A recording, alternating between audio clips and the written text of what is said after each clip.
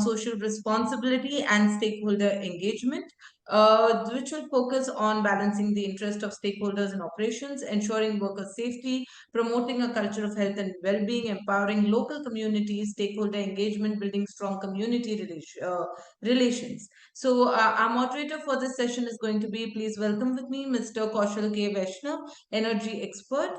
He has multifaceted experience in the energy sector across business development, project management, and regulatory.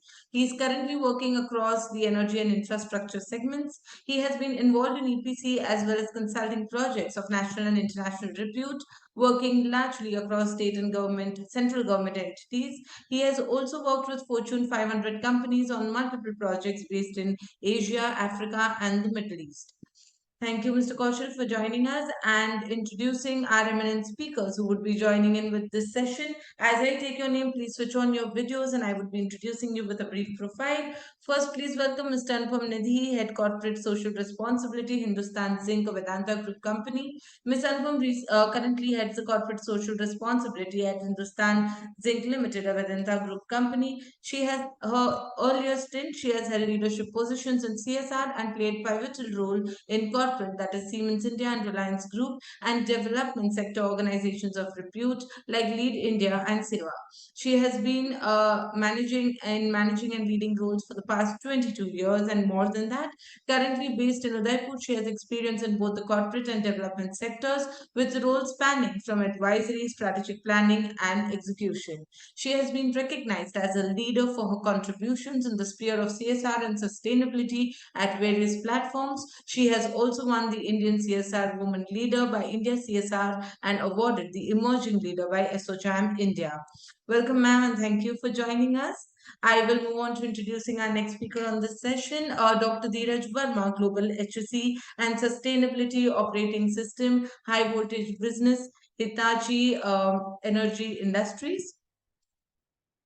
Dr. Verma is a highly accomplished professional with a remarkable career spanning over 32 years in the fields of health, safety, environment, and sustainability. His extensive journey in the industry includes pivotal roles at renowned organizations like Atlas Cycles, Goodyear Tire and Rubber Manufacturing Company, Daewoo Motors India, Mosaber India, and JCB India, where he has served nearly 16 years. His experience encompasses a wide range of areas, including HSE legal requirements, ISO 14001, which is for Environment Management System, and ISO 45001 for Occupational Health and Safety Management, and HSE implementation in both greenfield and brownfield projects.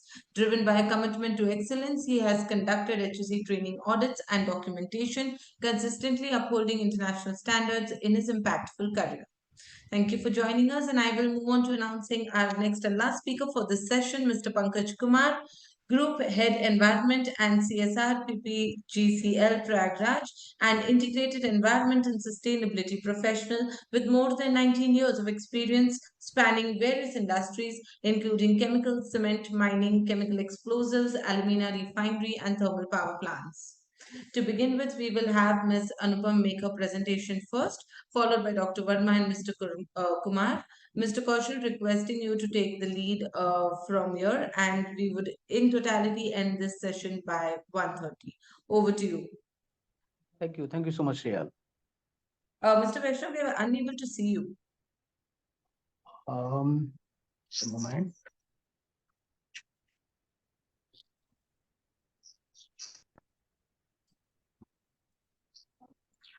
Hope it is visible now. Yeah. Yes, yes. Great, great. Thank you.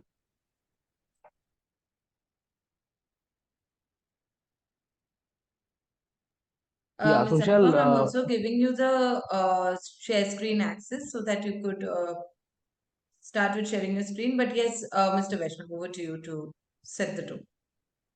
So thank you so much, Riyal, for inviting for this session. And indeed, I see that CE is doing really great, and such innovative sessions are being organized. So thank you so much for connecting the dots between the industry professionals and the relevant segments. So without taking much time, I think we should move ahead to our very first speaker. And since we have lost some time in the earlier session, so I will not take too much of time and request our very first esteemed speaker to put forward their thoughts. Thank you.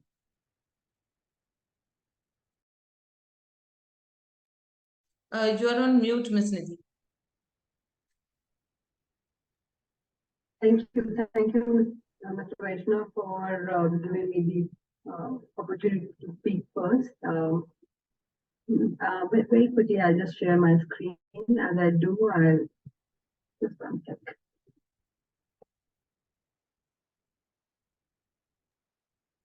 I hope my screen is visible. Yes, we can see your Yes. presentation now. Yeah, that's good. Nidhi ji, would Great. like to request one thing. Your voice is little shaky or it's little unclear. If you could please take a note of that. Okay. Is it better Yeah, it now? is better. Thank Okay, you. great. Thank you. Thank you. A very good afternoon to all of you. I'm Anupam Nidhi, as introduced. I would be speaking on the subject that has been extended to me on social development and also talking about the stakeholder engagement and the element of social performance which comes in to play around that. Very quickly about what we do and what brings us to be on this particular platform with all of us together. I look after the CSR for Hindustan Zinc. Hindustan Zinc, as you're aware of, is into responsible mining. We mine zinc, lead, as well as silver. Based out of Rajasthan and Uttarakhand, where we are. I'll give you a quick review of what we do and then quickly get on to what we believe uh, can enhance the stakeholder engagement or the larger level of involvement as well as the social performance aspect. So broadly, we see, as I mentioned, we are based around 2,500 plus villages where we operate from across these two states, roughly around 21 blocks that we cover. With the larger perspective that what we would like to work around is looking at two very strong pillars. One is on enhancing the local economy part of it. The other one is to ensure how we could have access for better living conditions, whether that is access to uh, education, access infrastructure, or access to water or energy, or however we would like to define the needs on ground. This is the assessment that we do. And broadly, these two pillars get connected and get cemented with the help of our focus on education, which we believe is the way how you create very strong, long-lasting uh, institutions that get created and people who own their own journey, their own growth, and become enablers of their own progress as well as development. Uh, these are the various initiatives in terms of thematic areas that we focus on. Apart from these seven areas, sorry, rather nine areas that we focus on, our major core principles happen to lie around the focus on neighborhood communities, which is that's where our first commitment comes in from. Their engagement, their involvement from the very beginning is critical. And as I was mentioning, institutionalization or creating their own very institution, which they run, they lead, as well as own is what we have been focusing on. And I'll bring to you with perspective of what we have been able to create as our own replicable, scalable, as well as proven models, which we'll be happy to extend to those who will be interested in for them to replicate across their own location and be their technical support aids as well. But working with the communities for us has been very clearly on the elements of how do we create institutions around that, around models that we create, around scientific approaches that we bring on.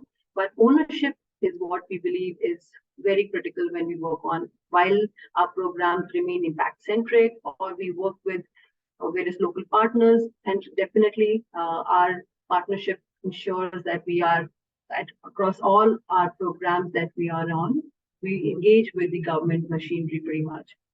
And what strengthens us all in total is our strong governance, focus, and approach.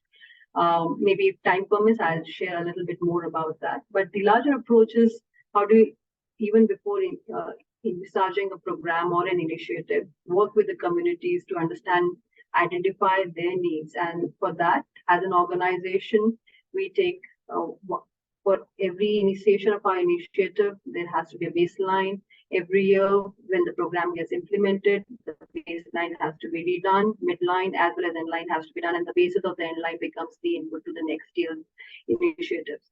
But how do we identify whether we want to work on education or these specific areas?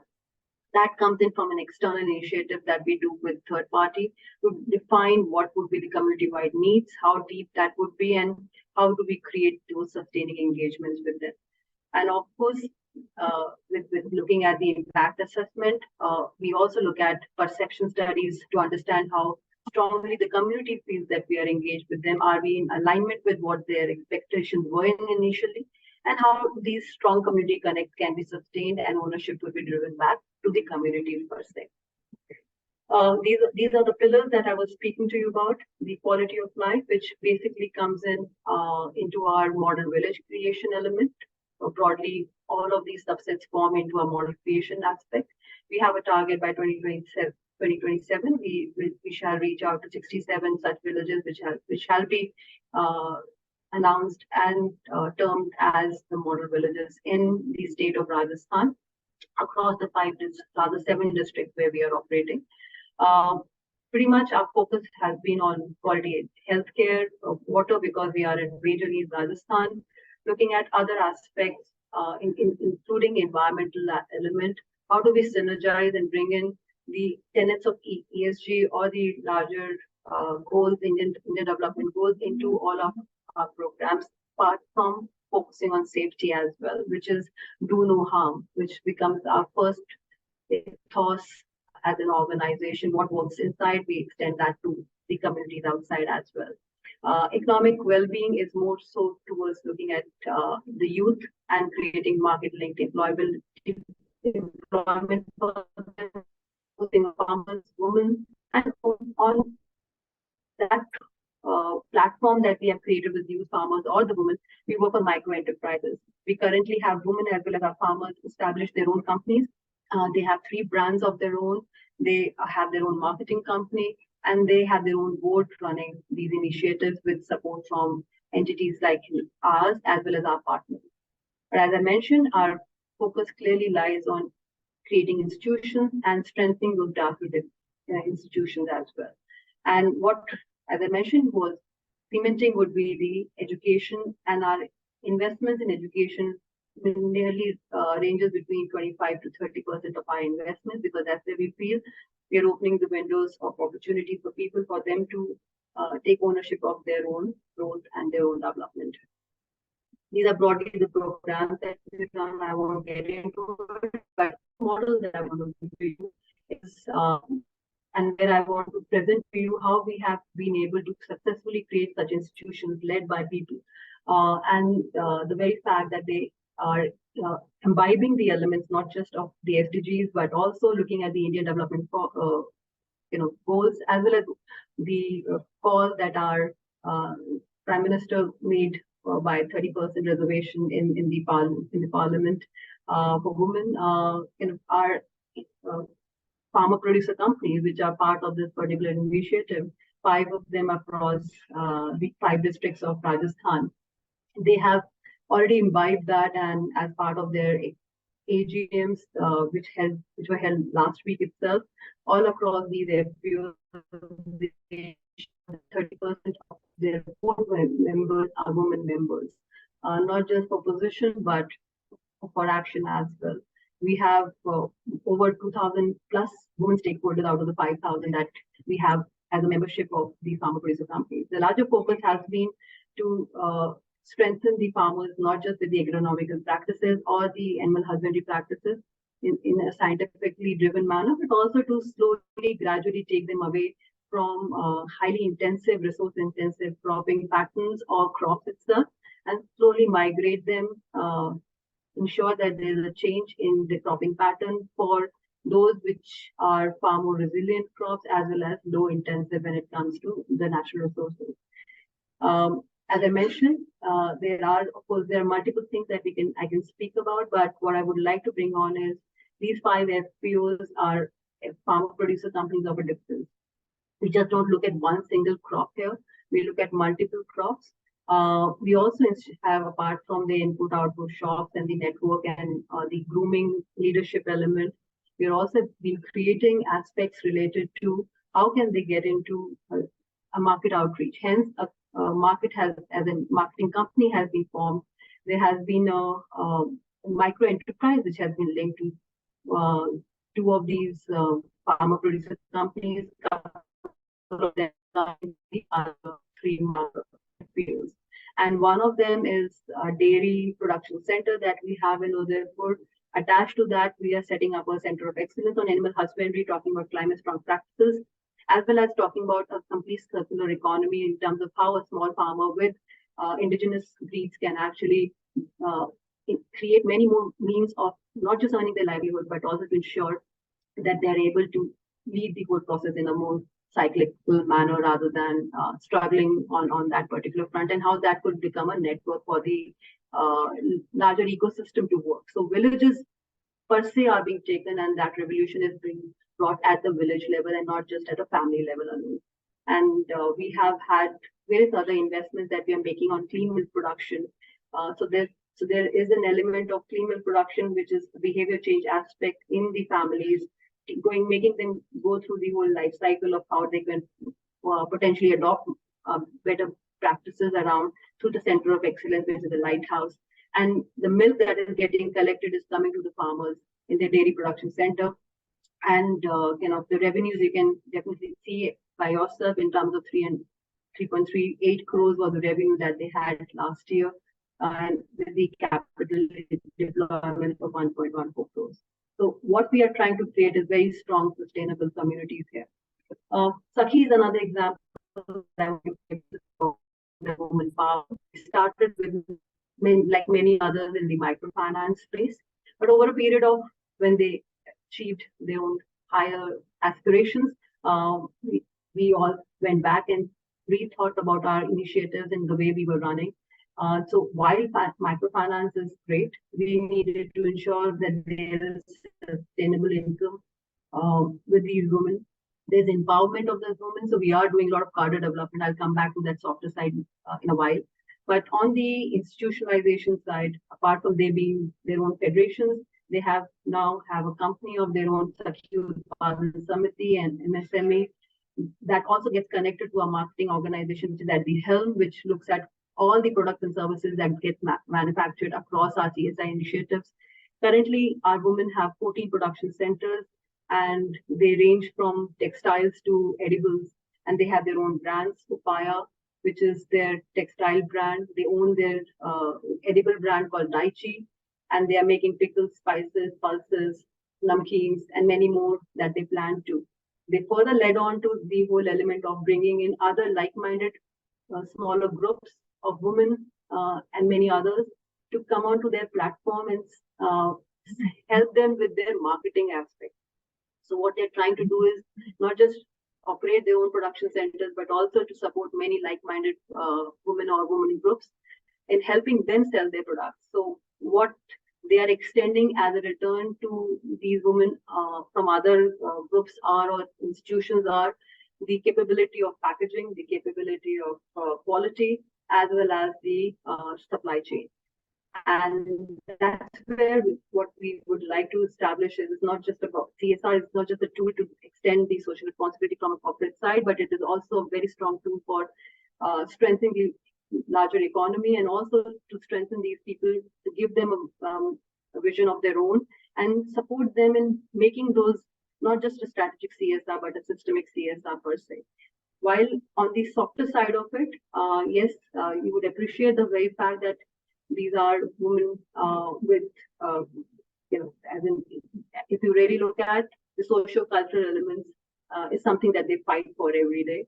And it's their whole charisma in terms of their inherent thought and belief in themselves that has been able to bring them thus far, and probably the trust in us as an organization. So it's very critical for us to develop their cadre, not just at the leadership level where they're going through various IIMs and other institutions where their leadership is being developed, groomed. We also are working on Uthori kind of initiative, which is about their own rights, understanding what those rights could be, their vulnerabilities could be, not just as women, but also their male counterparts around, so that they can stand up as strong entities within their own villages and their ecosystems to strengthen the entire ecosystem as a whole, not just as women per se or one household per se. We're also working on nutrition, which is very key element of our program here, and creating those cadres within themselves to strengthen the whole element of nutrition apart from our other programs. Gender is another space that we look at, and alignment with the government in terms of the local machinery. So as to they becoming part of that local machinery is something that has been very extensively being driven right now. As I mentioned, with this combination of the software elements as well as their own institutions coming in play, we see these 27,000 plus women across the states of Uttarakhand as well as Rajasthan remarkably changing the ecosystem in the areas where they are. That's the second model I wanted to share. Apart from the element of financial inclusion, how are we strengthening the grassroots institution building as well as the convergence. And this is something that I was talking about, the micro enterprises, whether that's the Goom, which is our dairy brand, or Upaya or Daichi. It's under the ownership of our community members or the institutions that have been created. This is something that we have been projecting this year. And overall, if I look at the revenue generation numbers that we are planning to end the financial year with, is around 6 crores of rupees. And so what I want to share is not just the number, but what is critical to understand is their understanding slowly, their ability to get into the whole business planning format. Like you and I discuss numbers, they now discuss numbers, they discuss vision. And I think that's where the channelization of energy shall happen for each of these institutions. Maybe I can speak about Zinc Kaushal if there's time permits, but let me just go on to another softer side of it, which is Anganwadi. While Samadhan, Sakhi, micro and enterprises can create those kind of sustainable elements, but how do you look at a very strong ecosystem that we have across India, and they probably become the backbone of many of our initiatives, whether that was during COVID or whether that's during an analysis, a survey. Anganwadis or the Anganwadi Karyakartas are somewhere or the other invariably part of this whole journey. So is the case with nutrition, or for that matter, our focus on malnourishment. So why don't we strengthen them? And that's something that we have been doing for past 8 years with our program called Kushi. As we graduate further, we are creating langars. And just want to give you a quick perspective of how we have been able to bring in institutions and community-owned institutions platform that have been created on ground. We work with 3,145 Anganwadis across 18 blocks of Rajasthan, across the 7 districts that we are in. The focus was essentially to invest on the Anganwadi Karyakartas, or for that matter, the entire scale, length, and breadth of ICDS members in that region. Initially and eventually it went on to bringing the frontline workers to focus on that capacity building. But the underlying aspect was to focus on nutrition, health, and thereby curbing the malnourishment aspect. I may probably share the numbers with you separately, but to bring into the perspective here is how do you sustain this intervention apart from the infrastructure support that you give? Is about creating an institution of stakeholders within the larger ecosystem of a village. Not just be that as an Anganwadi Karyakarta or the lady supervisor there, who's looking at monitoring of the initiative, but also bring in the school principal, because what happens to after the early childhood education that we anyway focus in our program, after the 6 years being attained by the child, how do you ensure that the children move into the government schools? So it's bringing in the principle of those government schools, as well as working with the ward members, identifying those ward members, as well as the influencers from the villages and the frontline workers. So what we did was to understand the ecosystem and including the parents of some of these children, and bringing them into on a platform by forming a committee, which we call the Anganwadi Management Committees.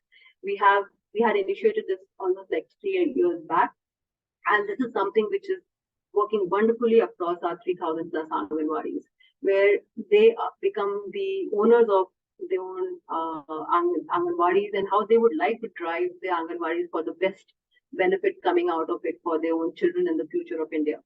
And this is something which we have been right now advocating with the Rajasthan government to ensure that we are jointly with other like-minded entities are able to implement this across the state of Rajasthan as a model which can then be scaled up across the country as well. And there we believe the elements of nutrition or our focus on reduction of malnourishment and many other aspects which fall into our India development goals will actually get addressed at that level where it should be. And these are some of the examples I wanted to share with you where, a CSR program can go beyond and bring people into it for them to run their own initiatives rather than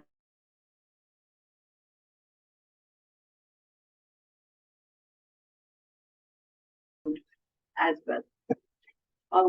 Another initiative that we have been working on is on the sports. Am I audible? Yes, you are. Oh, sorry. Yeah.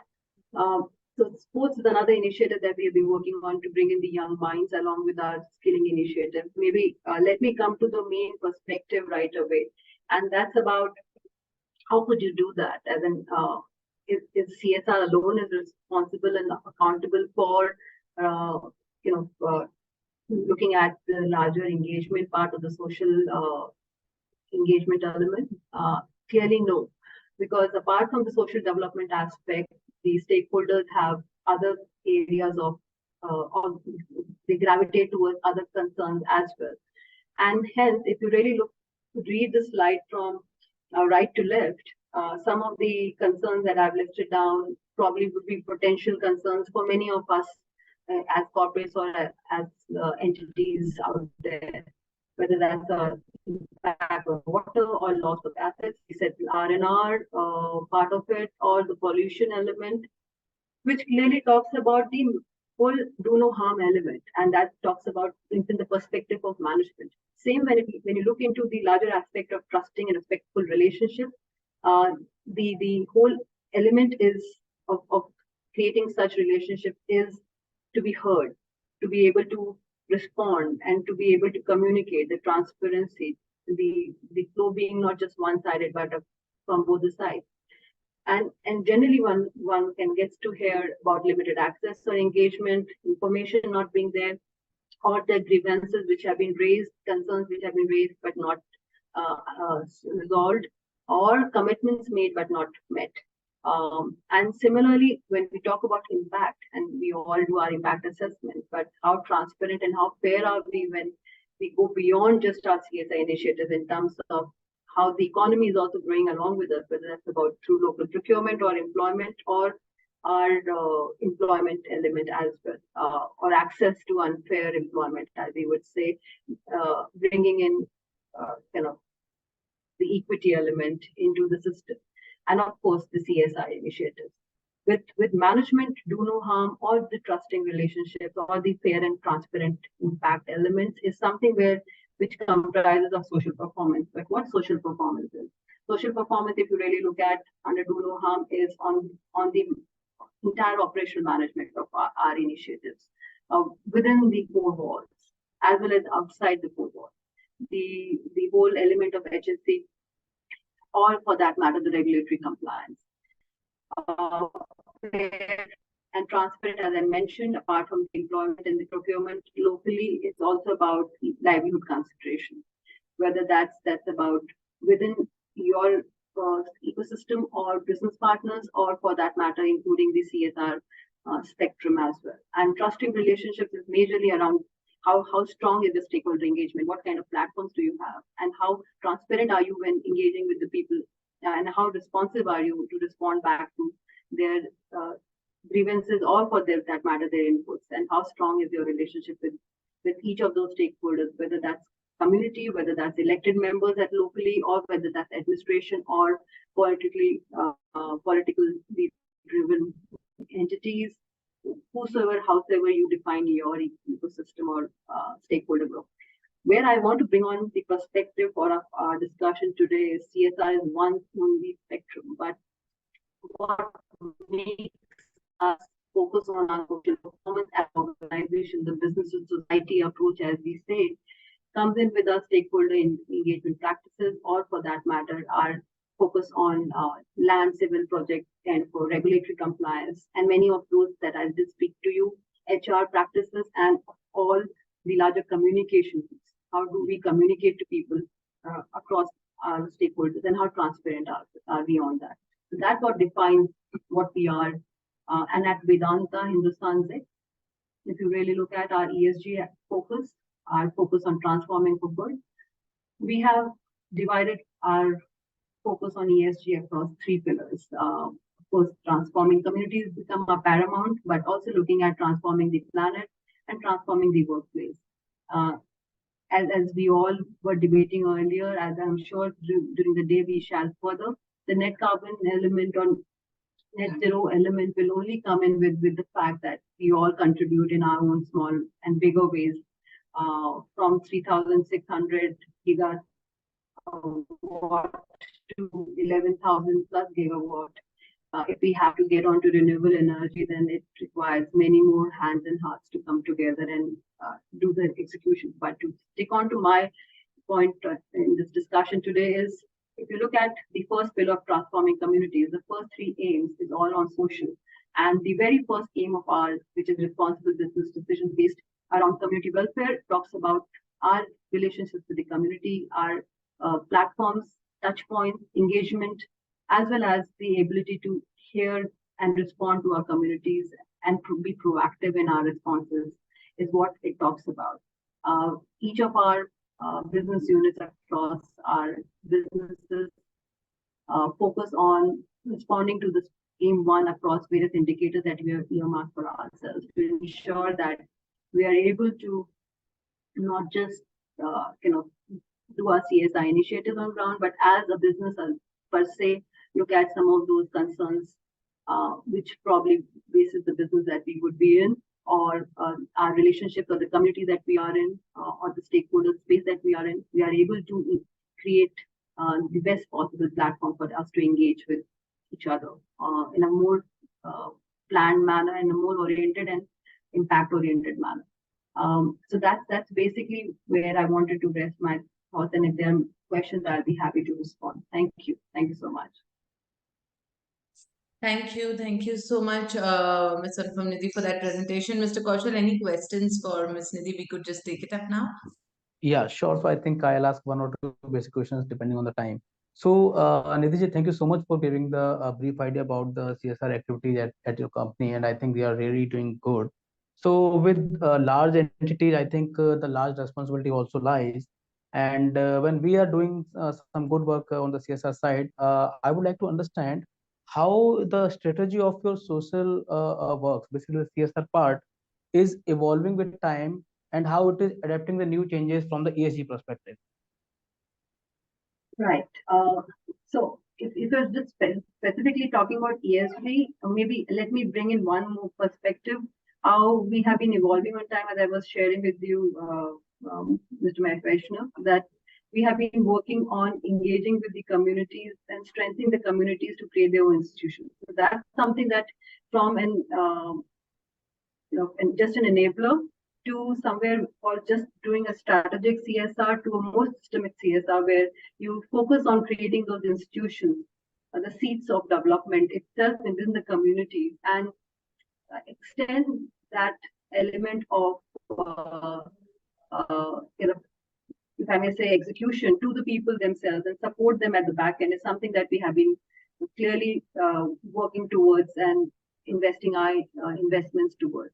Where when it comes to ESG, our focus has been whether that's about our animal husbandry program, how could we get into that is agriculture samadhan program, or as I said, how do we look at resource intensive initiatives so we actually went back and did a complete thorough study of the initiatives that we deploy on the ground, and Terry helped us in doing so, where we identified some of the climatic impacts that we may have eventually have, or we as a region may have even as we grow, and the targets that we probably as an organization have, and how do we build that into the ecosystem. For example, all our water initiatives are now solar driven.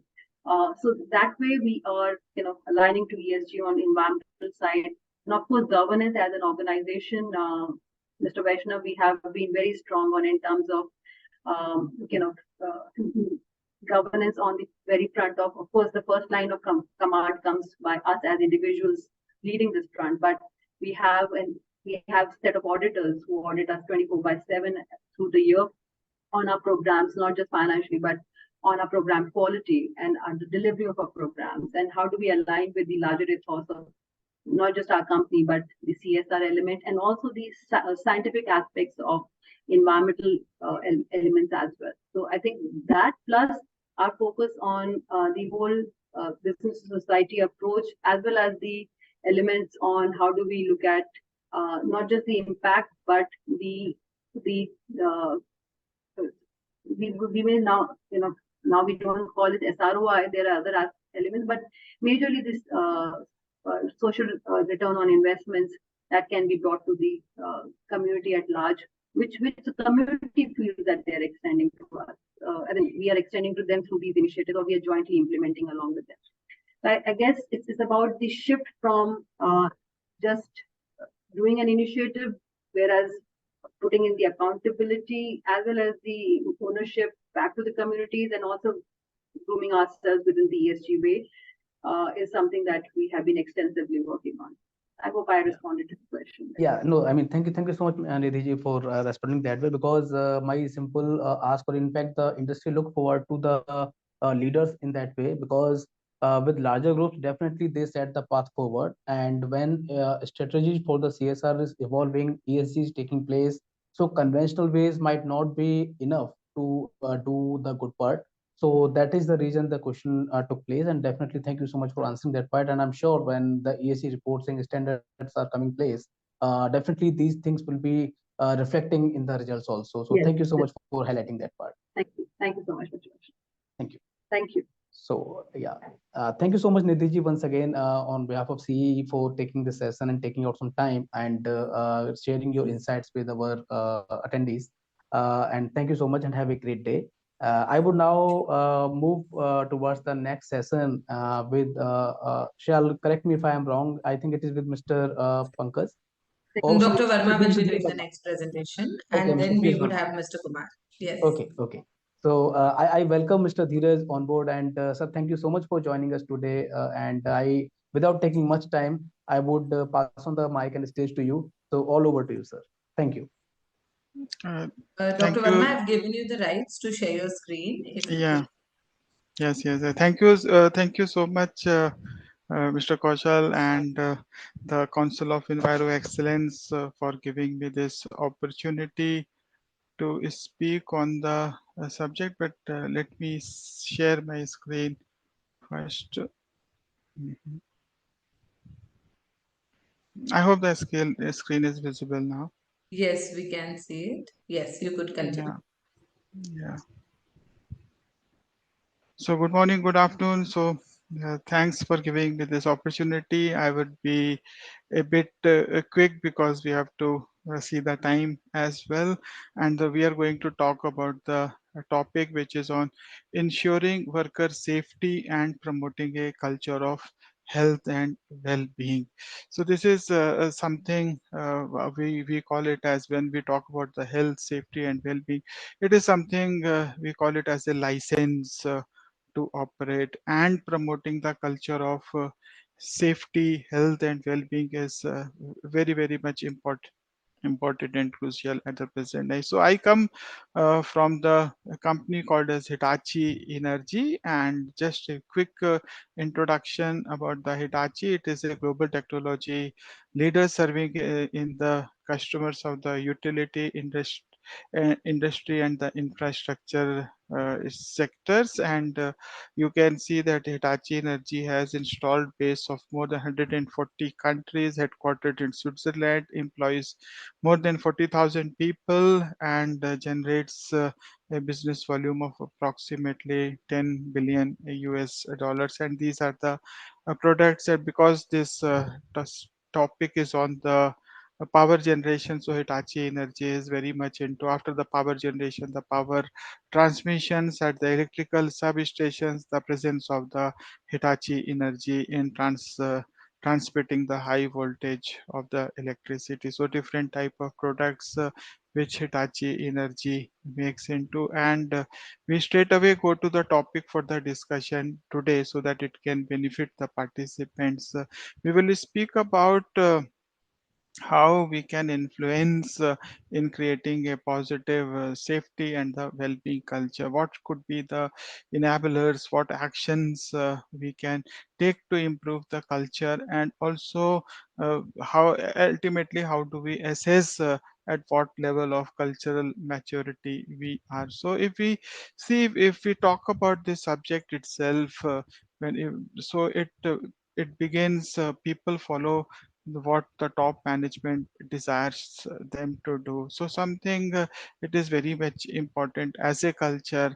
So walk the talk and lead by examples are some of the very very powerful characteristics of the top manage through which the culture is based. So culture is coming from the commitment from the leadership, and actions which can generate a positive culture is of course the thorough risk management. How do we assure our control? So how the operators have having the skills for the job and being informed and taking actions.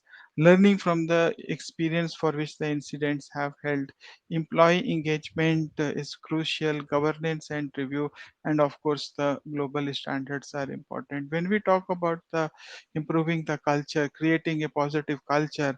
So the commitment which can be shared by the top management, it begins with the HSE policy and the well-being policy. They can prescribe their policy, how what are their focus areas.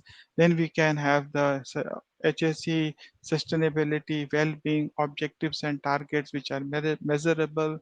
Resources which would implement the policy, resources through which we can actually achieve the objectives and targets, good mechanism of governance, employee engagement, and then a culture where people are encouraged to share their voice. Employees are empowered to stop any unsafe work and do not walk past poor health and safety. These are some of the very very strong characteristics from the top management in terms of the leadership and the commitment which can definitely promote the positive health, safety, and the well-being culture. So at the shop, we always can see there are plenty of unsafe acts, unsafe conditions, because 99% of the incidents do happen. So we need to encourage and promote a culture of proactively identifying and reporting of the hazards. As I mentioned, the people can voice up, people can share. So this is a very very important and a strong culture which I definitely feel out of my long years, 3 decades of experience in the industry, this should be strongly encouraged. People's voice should be heard, and if we are able to identify proactively the unsafe acts and the unsafe conditions, then we can actually prevent the incidents before happening. And through the narration, I have just depicted in case of what is an unsafe condition, what is an unsafe act. You can see person down below, something happens but the person got narrowly missed, and then the incident happens because mostly the companies and the organizations have been practicing after the incident happens, they initiate the actions, but the focus and the change to shift to the culture is proactively identifying these unsafe acts and conditions.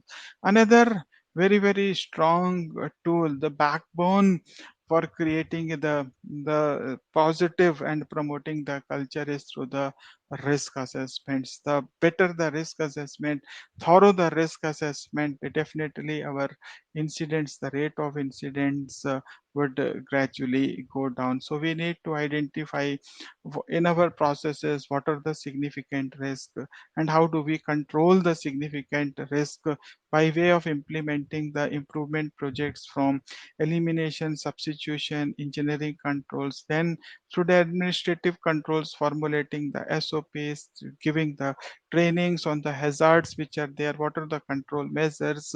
Then we measure them on the skill matrix, and as required also the conducting the retrainings, and of course the risk assessment for the routine job that we do, and also for the non-routine job, wherein the contractor may come and wherein some maintenance activity is happening. So both for the routine and the non-routine job, this is very much important. And in terms of the controls, transforming the culture for improving, of course, HSE audits right from the all the hierarchy, right from the director level up to the associate level.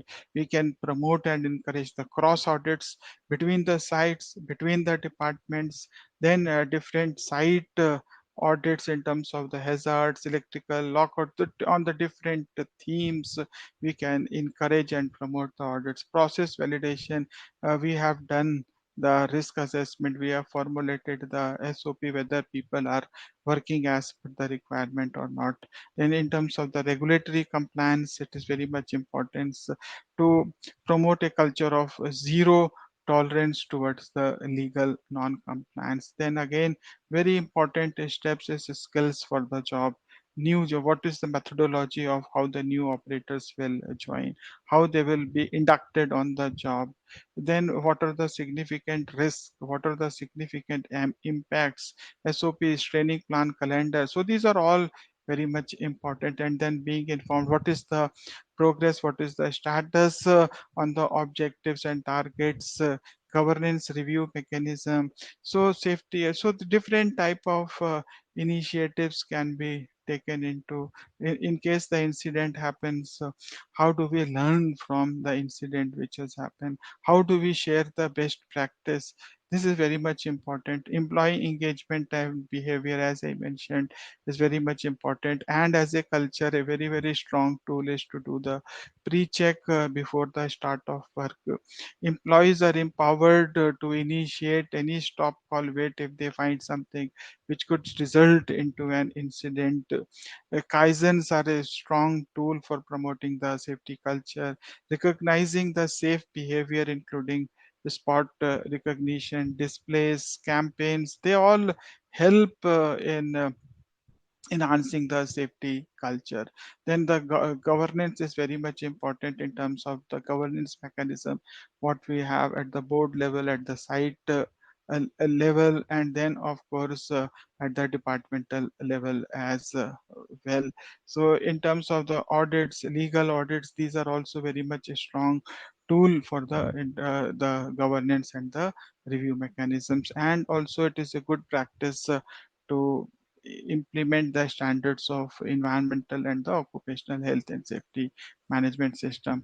One more slide I really want to share is which will definitely create a positive HSE and the well-being culture is, are we following the right approach, the culture of is it safe and is it right approach. This is a very, very strong mechanism or the culture we can put into place, that where we are working, is it the right place to work in terms of it is free from the hazards, it is well organized, 5S is maintained, cleanliness is maintained, are we doing it the right way, following the right approach, the right process, are we following the right SOP of doing the work, do we have the right skills for the people doing the job by way of their education, qualification, experience, supervision, and are we using the right tools, the correct tools, is it the is the preventive maintenance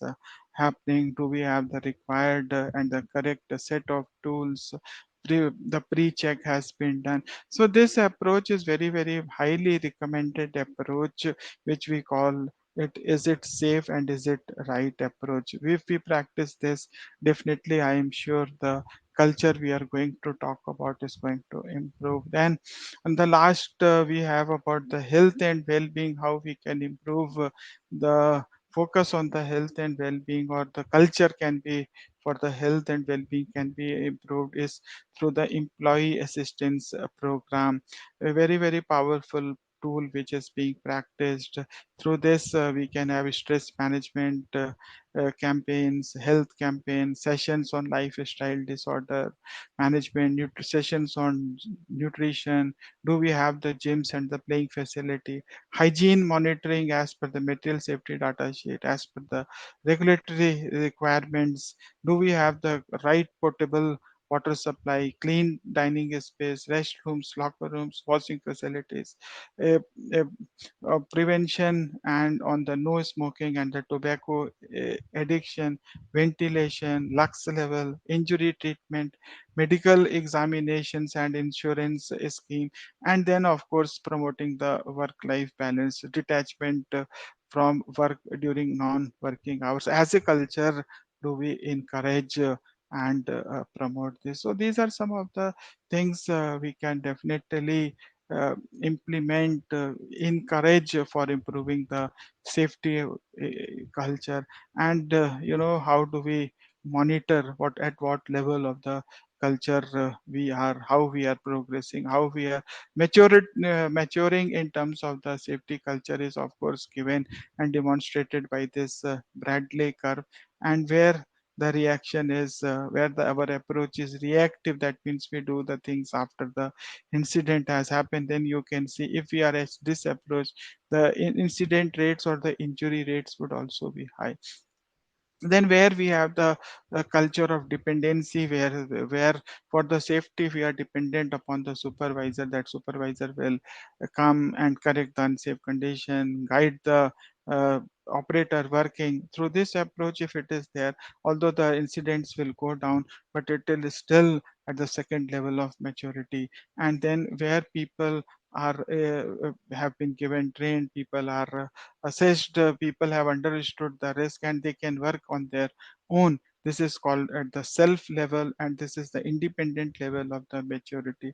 Still the accidents will go down, but this is the desired level where people work in the team, people can be challenged by others, people they don't feel offended, they work as a team work. This is known as the interdependent safety culture. So when we go to the interdependent safety culture, so there is a shift in culture from the compliance to care, and this is how the very well demonstrated by the Bradley curve, the DuPont's Bradley curve, and at what level we are. And definitely we need to identify, and we can have a program for definitely taking it forward. And lastly, I would say, to achieve a change in the HSE and well-being culture, it cannot be business as usual.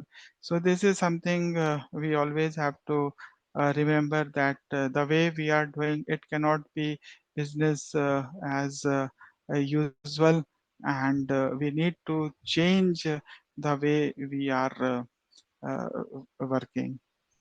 So that was all from my side. Any questions? I was a bit quick because in consideration of the time.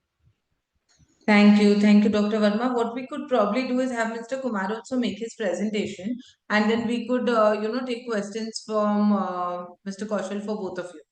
Does that work well, Mr. Vaishnav, for you? Yeah, that is fine. Yes. So, Thank you. requesting Mr. Kumar now to make his presentation. Can you give me the access? I am just doing it 1 second.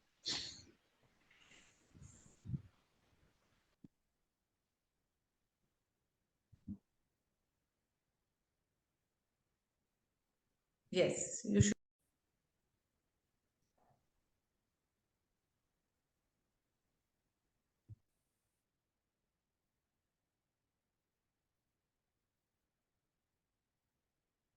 Yes, I've given you the right again. Sorry for that. You could please share your screen now.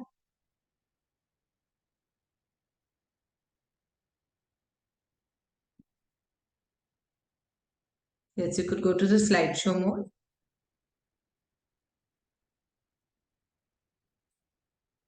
Sure.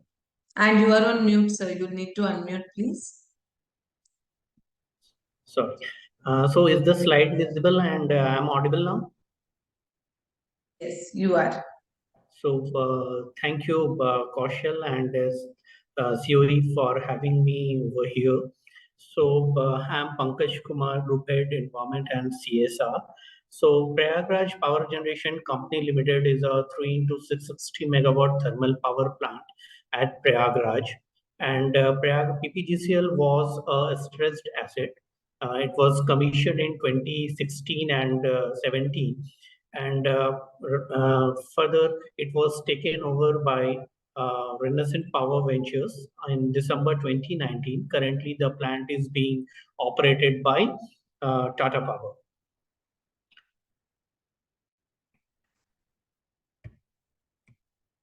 So for CSR, the guiding principle for PPGCL is that in a free enterprise, the community is not just another stakeholder, but it is in fact the very purpose of its existence. This is the guiding principle for us.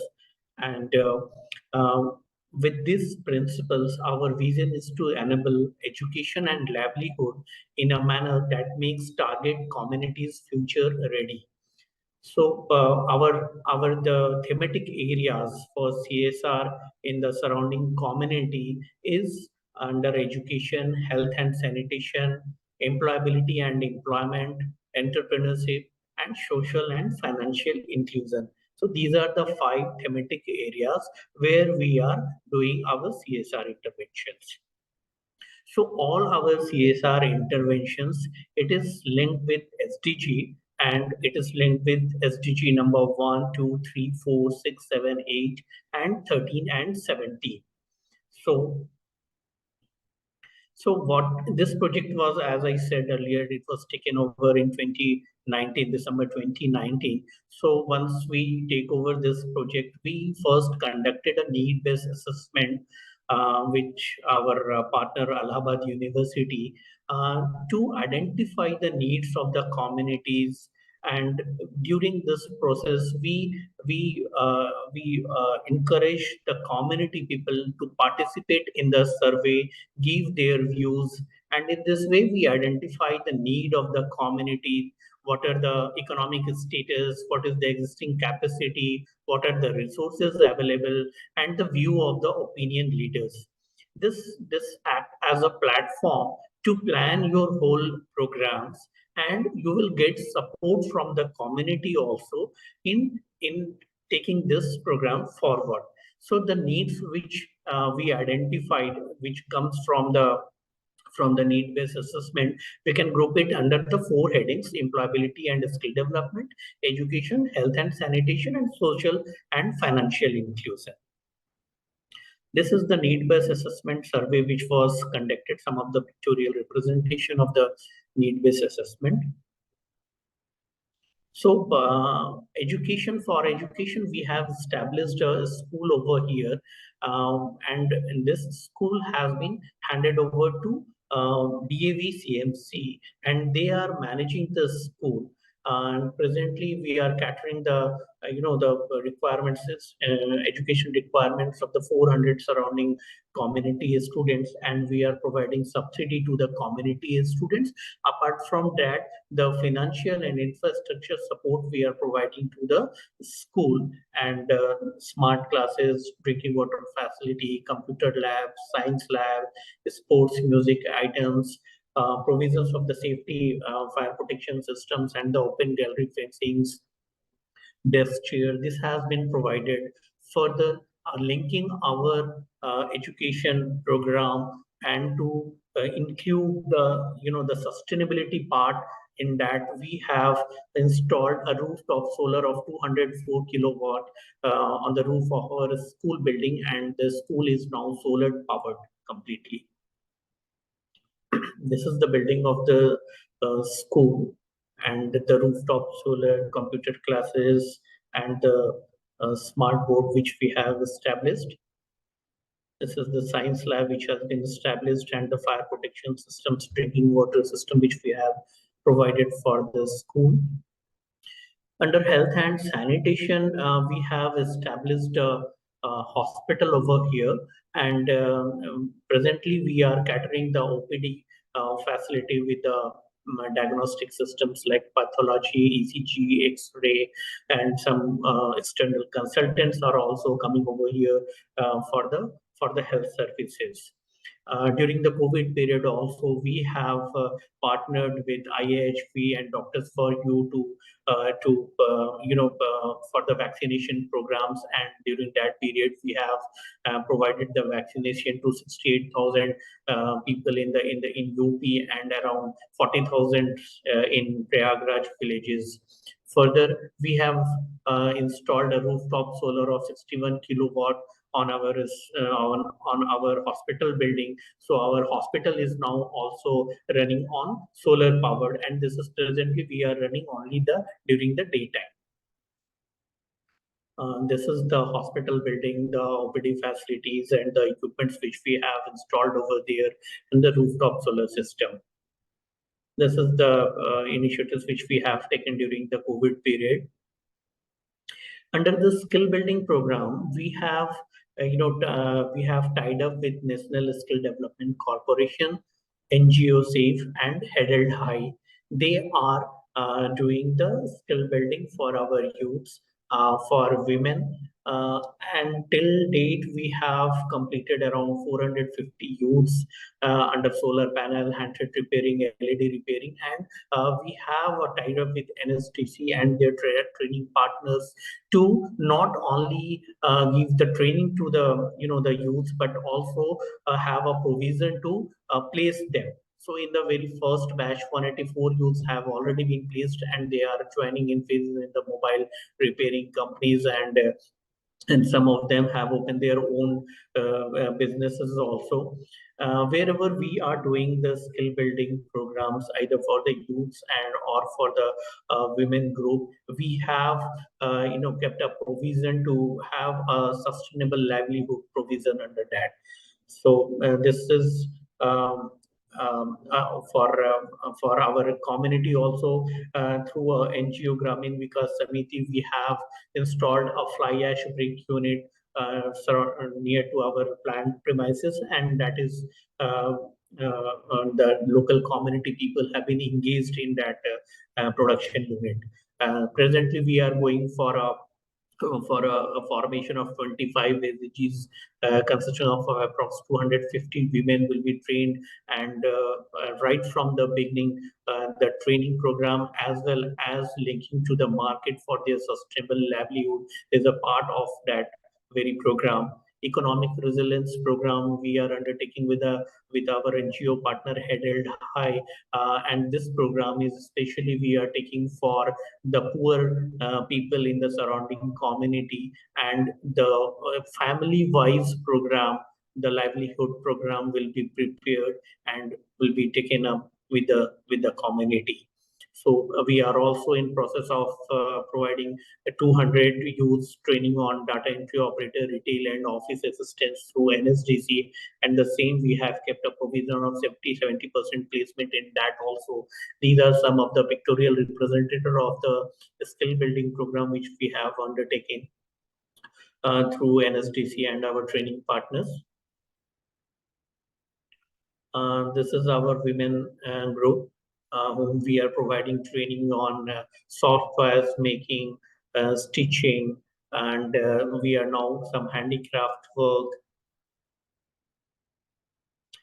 So under social and financial inclusion, under this we are giving the facility to the community of the social security schemes, some of the government schemes like nutrient supplement to TB patients. Then we have made the necessary documentation to enable the community to take the advantage of the social security schemes, e-shram card, labor card, and 450 families we have taken up to link them with 2 of the social security schemes. We have installed solar street lights in the surrounding community. Underwater, we are providing drinking water to the community people, hand pumps installation. Water conservation is also one of our agenda, and we have constructed check dams. This will enhance the groundwater augmentation, and for irrigation purpose, they can use this water.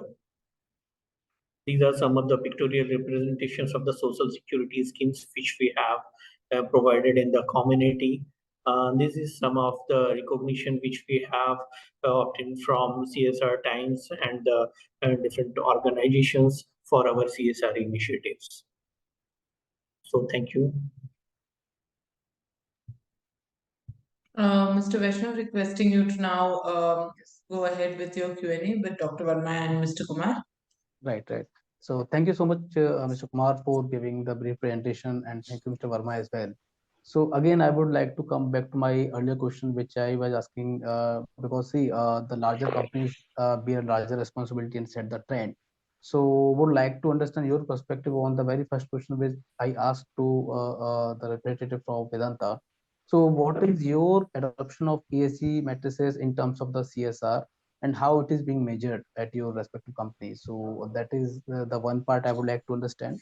And second point will be that how would you see those trends emerging, and what are the key aspects which need to be included to do better CSR kind of opportunities from the corporate perspective?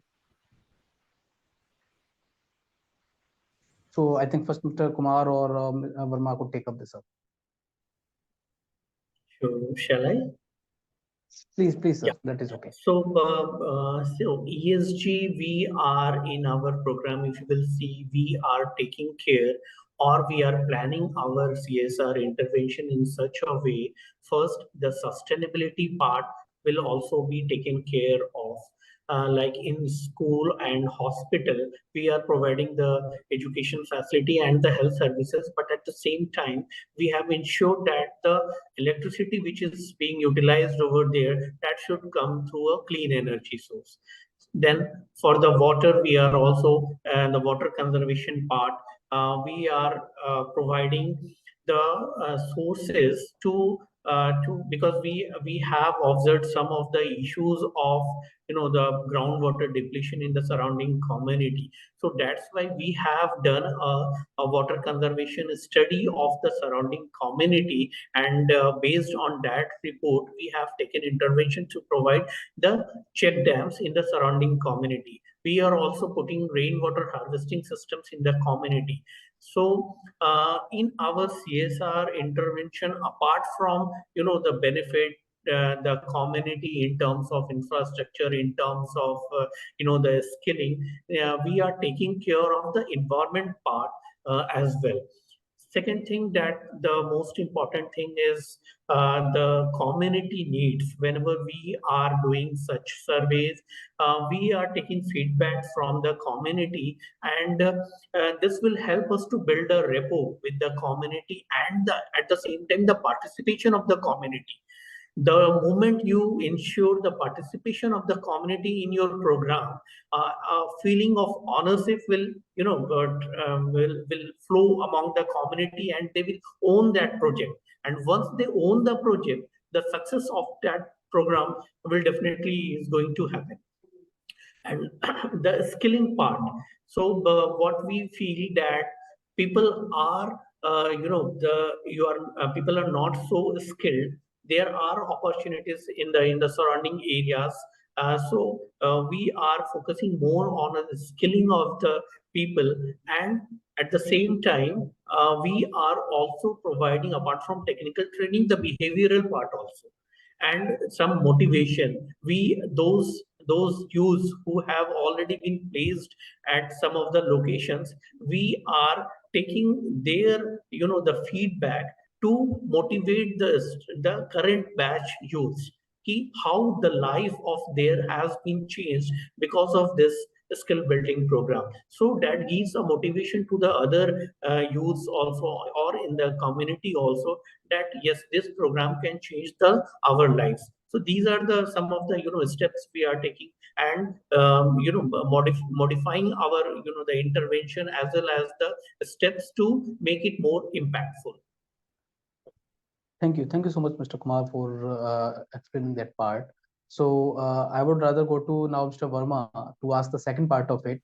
So, Mr. Verma, I would like to have your thoughts around how companies are evolving around the measurement of these goals. Like we are doing a lot on the ground, but then there is a need of adoption of new aspects, and then accordingly kind of elevate our strategy and then implement it again. So around that, what are your thoughts? How we are calculating those moves and how we are implementing it further? Okay, thanks, Mr. Kausal, for asking this. See, I shared the topic on the work promoting the culture of health and well-being. And in terms of the ESG, if we talk about the culture for health, safety, well-being, it obviously comes under the umbrella of social, under the environment, social, and governance. So, health, safety, well-being, it comes under the umbrella of the social. And for the environment, of course, we do have different KPIs, different metrics, and also the management system of the ISO 14000 that the organizations follow. In terms of the environment, it could be with your waste conservation, water conservation, energy conservation, having the goals for the clean energy. When we talk about the health and safety, it of course comes under the umbrella of the social. And for there again, we have different matrices in terms of the incident rates, in terms of the training indicators that we put for the social. How do we capture the hazards? How do we do the sustainability or the safety observation tours at the shop floor, the resolution methods of the hazards identified, the safety committees, the legal compliances. So all those comes under the umbrella of the social aspects of the ESG. And for the governance, we, as I mentioned, we have organizations do practice about now the board meetings at the different frequency, maybe once in a quarter, 6 months, so that they review the status in terms of the ESG performance. They review the performance of the health, safety, environment under the governance mechanism. Then at the uh, department level, at the organization level, at the board level. And also when we talk about the governance, people, companies to engage the external auditors for the regulatory compliance. What is the status, what is the performance, what is the gaps, and then also the means and mechanism of the assurance in terms of the internal, strong internal auditor audit mechanism through which they can see, and overall they can monitor the performance improvement of their ESG matrices. And also the top 1000 companies listed in the stock exchange, they have also to follow uh, the criteria of the business responsibility and the sustainability report. So all the elements of the ESGs which are coming under the BRSR framework also gets measured, monitored. And then you also know the performance under each environment, social, and governance, year over year, how you are performing and measuring. So these were some of my thoughts in terms of our how do we can as a KPI, how we can see and improve and monitor ESG, and particularly on the safety and promoting a culture of health and well-being. Thank you so much, sir, for your concluding thoughts. Mr. Kumar, sir, if you any point to add from your side on this topic, please, your thoughts around it. Yeah, yeah, I'm done. Okay, thank you. So, Shayal, I think more or less it is done in terms of the questions. If you have any questions or anyone from our attendees have a question, I would be happy to ask that. Yes, so what we can do is maybe we take questions separately now offline because we've already, surpassed our time for Right. this session. But certainly great presentations. We already had a great start to the day, and this session only added to the great start that we had. So once again, Mr. Vaishnav, thank you so much for joining us. Mr. Kumar, Dr. Verma, thank you so much for your presentation, sharing those initiatives with us. I think it only encourages the industry and understands what are the areas in which we can do more and more, towards the society and towards the environment, towards governance norms. So thank you so much, and wishing you all a great day ahead.